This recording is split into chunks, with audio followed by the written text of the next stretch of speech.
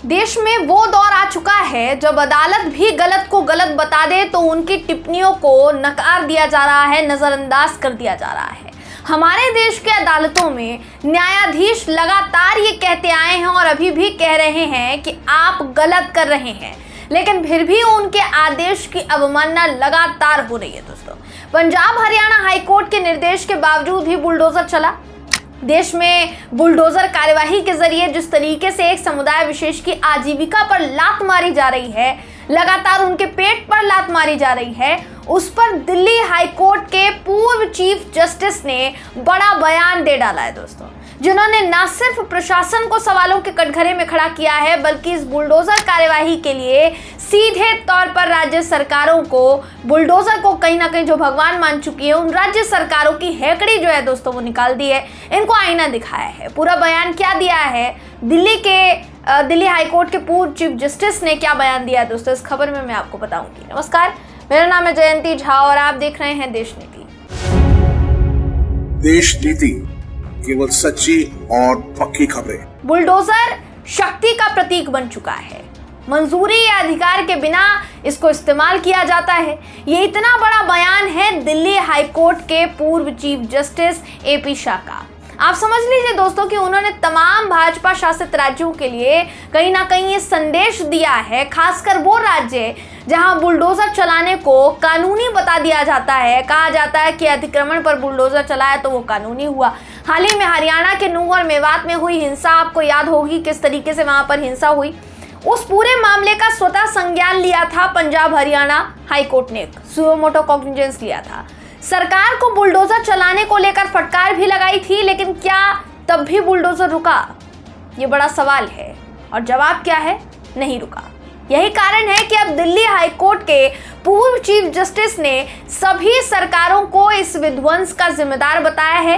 इतना ही नहीं दोस्तों, उन्होंने बुलडोजर कार्यवाही मामले में अदालत पर भी टिप्पणी की है। क्या क्या कहा है अब लगातार आपको वो बता देते हैं, ध्यान से सुनिएगा क्या कहा है। जो पूर्व जस्टिस एपी शाह साहब हैं, ये कहते हैं कि निर्दोष लोगों की जिंदगियां और आजीविकाएं खत्म की जा रही हैं, लेकिन राहत की कोई उम्मीद नजर नहीं आ रही। जिसके विध्वंस के कार्य से, यानी जो विध्वंस कर रहा है, जिसकी वजह से पूरे परिवार और समुदाय के लिए विनाशकारी परिणाम हो रहे हैं, कौन उनकी नष्ट हुई जिंदगियों को फिर से बनाने में उनकी मदद करेगा? जिनका आपने सब कुछ उजाड़ दिया, उनकी मदद कौन करेगा? ये सिर्फ उनके घर नहीं है।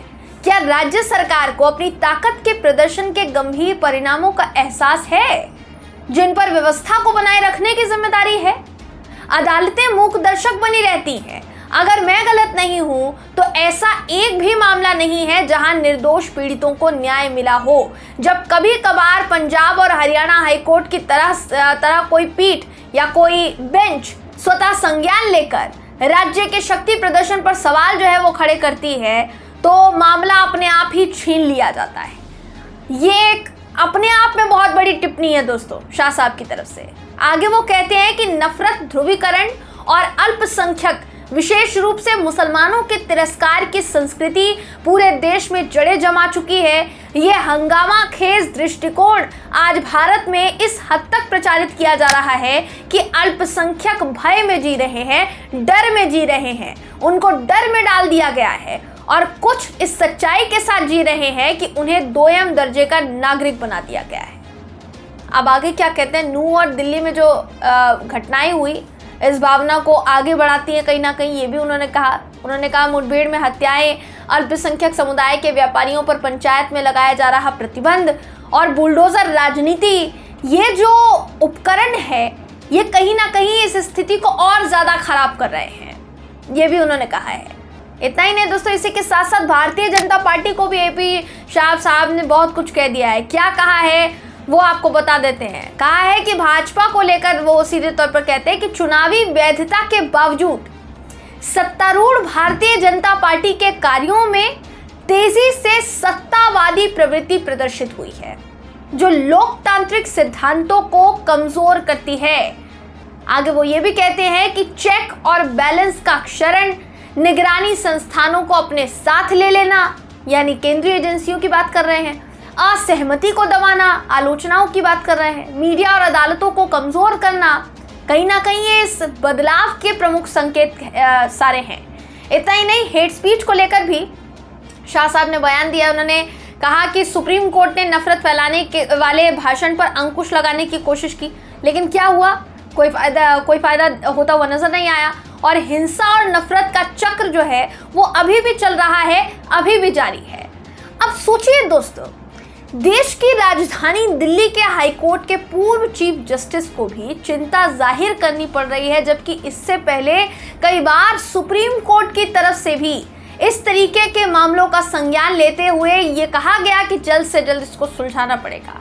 बावजूद इसके कोई समाधान नहीं निकला है और इसी का परिणाम है, ये इसका उदाहरण है कि एपी शाह साहब को हमारे देश की सरकारों को आईना दिखाना पड़ रहा है कि आप बुलडोजर को कानून नहीं मान सकते हैं। बुलडोजर पर रोक तब लगती है जब कोई हाईकोर्ट या सुप्रीम कोर्ट से स्टे लेकर आता है। तब तक सरकारें अपने मन मुताबिक, क्योंकि उनको ऐसा लगता है कि बुलडोजर चलाने का अधिकार सरकार के पास है, अतिक्रमण के नाम पर वो सैकड़ों लोगों के घर तोड़ देती है, लगातार तोड़ती है, बिल्कुल गैप नहीं लेती। यही हुआ था हाल ही में। एक रिपोर्ट सामने आई दैनिक भास्कर की तरफ से। शिवांगी सक्सेना ने दैनिक भास्कर में वो रिपोर्ट लिखी थी और उस रिपोर्ट में शुरू से लेकर आखिर तक सिर्फ और सिर्फ लोगों की जिंदगियां किस तरीके से तबाह की गई, सरकार ने तबाह की, उसकी कहानी बताती है दोस्तों वो रिपोर्ट बेशक मैंने आपको इससे पहले दिखाई थी। पूर्व चीफ जस्टिस एपी शाह साहब बुलडोजर को लेकर कुछ कह रहे हैं तो वो आखिर किस तरफ इशारा करना चाह रहे हैं? जिस तरीके से लगातार दुकानों को तोड़ा गया, मकानों को तोड़ा गया, लोगों के घर उजाड़ दिए गए, उनसे उनका रोजगार छीन लिया गया, क्या वो कानून की परिभाषा हो सकती है? क्या वो स्वस्थ लोकतंत्र की परिभाषा हो सकती है? ये एक बड़ा सवाल है जो कि कहीं ना कहीं एपी शाह साहब के बयान के बाद भी उठ रहा है, क्योंकि इस लोकतांत्रिक मूल्यों को, हमारे देश के स्वस्थ लोकतंत्र को बनाए रखने के लिए हमारे देश की सरकारें कितना काम कर रही हैं और कितना नहीं, ये कहीं ना कहीं उससे प्रदर्शित होता है। अब एपी शाह साहब ने जो कहा है उस पर आपका क्या सोचना है, आपकी क्या राय है, कमेंट करके जरूर बताइएगा। वीडियो अगर आपको पसंद आया हो तो वीडियो को लाइक कीजिए, शेयर कीजिए, चैनल को सब्सक्राइब करना बिल्कुल भी ना भूलें। फिर मुलाकात होगी आपसे अगली वीडियो में, तब तक के लिए नमस्कार। आपका एक सब्सक्राइब हमारे लिए महत्वपूर्ण है। देश नीति को अभी सब्सक्राइब करें और बेल आइकन को दबाना ना भूलें।